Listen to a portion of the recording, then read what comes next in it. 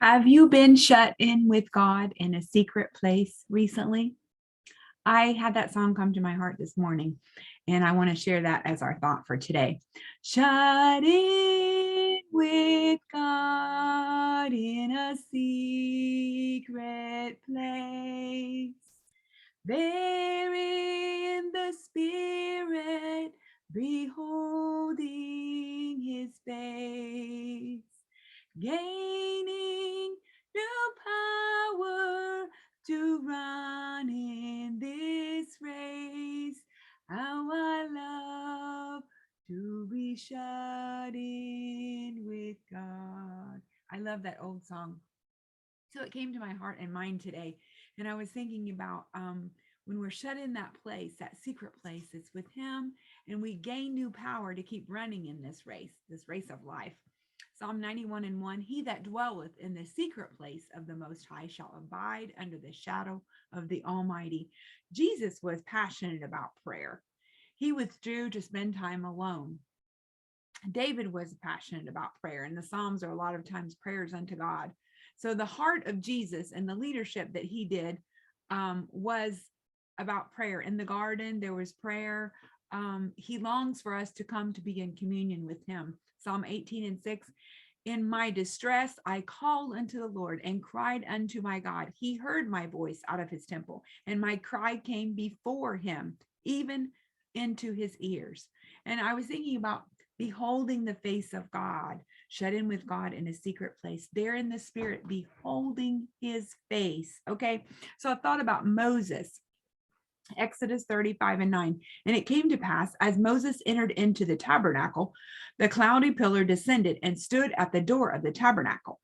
And the Lord talked with Moses. Moses had to make an effort to get to where he knew God was going to be. We have to make an effort to get to that place where we can meet with God. We can meet with him anywhere. We can do it in the shower, in the car, walking down the road, a quiet place in our room, at our bedside, wherever we may be. But it's good to have a set time and a set aside place to get quiet before God. Verse 10, and all the people saw the cloudy pillar stand at the tabernacle door, and all the people rose up and worshiped, every man in his tent door. Verse 11 tells us, and the Lord spake unto Moses face to face, as a man speaketh unto his friend. So when you talk to Jesus, you can talk to him as if he is your friend, because he is your best friend. Verses 12 through 23, we're going to read from that same chapter. And Moses said unto the Lord, see, thou sayest unto me, bring up this people, and thou hast not let me know whom thou wilt send with me.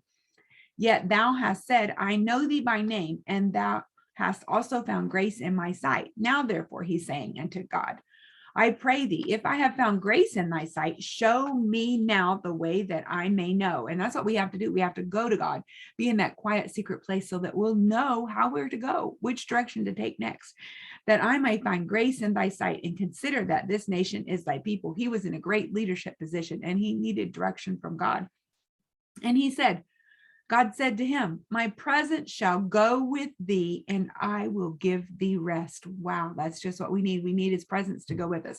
We need to have that peace that he's going to be with us and give us rest. And he said unto him, if thy presence go not with me, carry us not up thence. He knew he couldn't do it without God's peace and presence.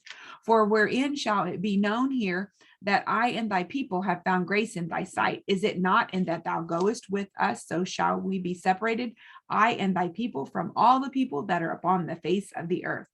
And the Lord said unto Moses, I will do this thing also that thou hast spoken, for thou hast found grace in my sight, and I know thee by name. He knows us by name, and that's such a comfort to me that he goes with me everywhere I go. He knows everything that I go through, and he sees how to help me along the path. And he said, I beseech thee, show me thy glory, Moses said. And he said, I will make all my goodness pass before thee, and I will proclaim the name of the Lord before thee, and will be gracious to whom I will be gracious, and will have mercy, and will show mercy on whom I will have mercy. And he said, thou canst not see my face, for there shall no man see me and live. He wouldn't be able to handle that glory of God.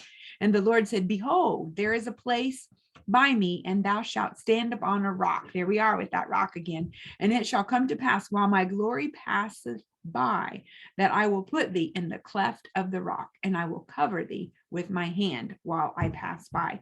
And I will take away mine hand, and thou shalt see my back parts, but my face shall not be seen. It was too much. The glory of God was too much for him to be seen, but he did let him be close to him. God promised Moses, he promised him, his presence shall go with thee, and I will give thee rest. And that's what we need. We need to be in his presence, and his spirit be upon us, that we can have that which we need to go forward, to fight and go on. Oh, what a glorious experience we can have when we take time to be in God's presence.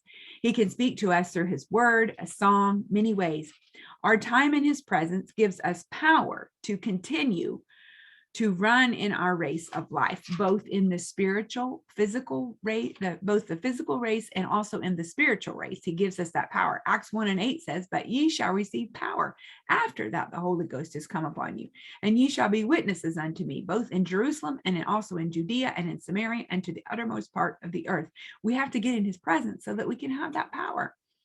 Power to witness. Romans 15:13 says, now the God of hope fill you with all joy and peace in believing, that ye may abound in hope through the power of the Holy Ghost. So spending time in his presence gives us these things. He'll fill us with hope. He'll fill us with peace, with joy. 2 Samuel says in 22 and verse 33, God is my strength and power, and he maketh my way perfect. I want to get close to him. I want to be where he is so he can give me these things. Isaiah 40:29, he giveth power to the faint. Sometimes we're faint and we just barely crawl into our prayer spot, but he is there with us. He hears the cry of our heart, and he hears the whisper when we can only get that out. And he giveth power to the faint, and to them that have no might, he increases strength. He is our strength. And sometimes we can't do it by ourselves. So we have to call a friend.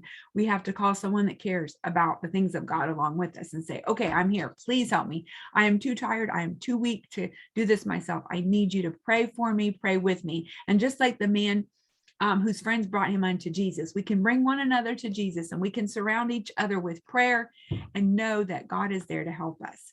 And I'm so thankful we can get in that secret place. So today, find your secret place. Get what you need from Jesus. Don't let anything keep you from getting what you need from Jesus. Have a good day.